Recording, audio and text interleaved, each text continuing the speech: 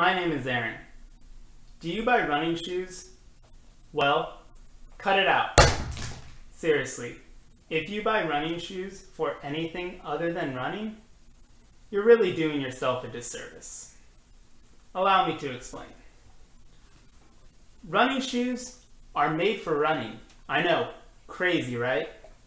But because of that, a lot of their features, while beneficial for runners, are actually detriments if you use them for other activities or sports.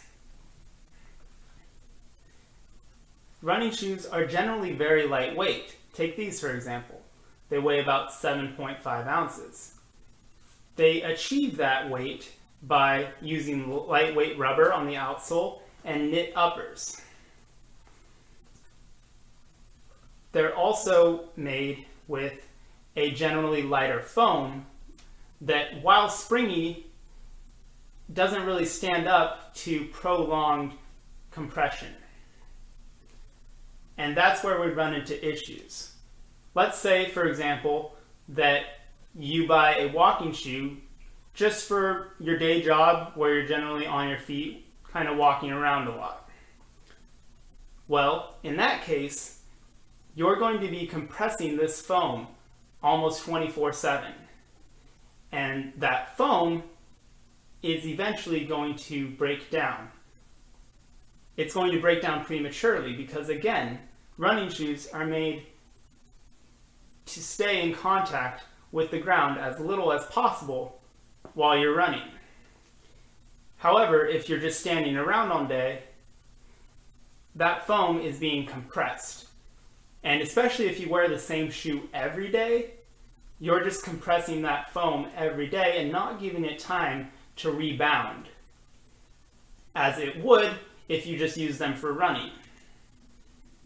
You're also going to wear the soles out prematurely because, again, this is lightweight blown rubber. Sometimes shoes will put some harder rubber in the heel, but most of the time it's a very soft rubber. And if you are constantly putting that rubber against the ground while walking, it's going to wear out prematurely. Another example would be lateral movement. Running shoes are designed for running, which I have already said. We know this. But they're also meant to maintain forward movement, which is what happens when you run. Which means if you use them for other activities, let's say ultimate frisbee or just a pickup soccer game in a park, you're going to be putting some lateral stress on the shoe. And they're not designed for that. Putting lateral stress on the running shoe may cause the upper to wear out prematurely. Because again, it wasn't designed to be stressed that way. It was designed to go forward. Now, what can you do if you want a comfortable shoe, but you also don't want to get a running shoe because, as I've explained, it's going to wear out? Well, the answer is pretty simple. You should pick up a training shoe. And chances are that whatever your favorite brand of running shoe is, be it Under Armour, Nike, Adidas, and so on, chances are they probably make a trainer as well, or a couple models. The benefit of a training shoe is that it's going to have a wider forefoot, which helps with that lateral movement. It's also going to have thicker, more durable foam, which is going to stand up to repeated compression. So if you're doing squats or CrossFit or something else that isn't running, it'll be able to hold up to that challenge. And the reason I say this is because I've seen so many one-star reviews for running shoes on websites where the people say, "I bought this shoe and all I did was walk around in it for 3 months. It didn't last and fell apart."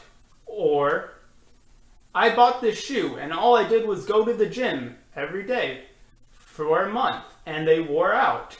Cheap shoes." My response to those people is just, of course it did. Because you bought a running shoe for something other than running.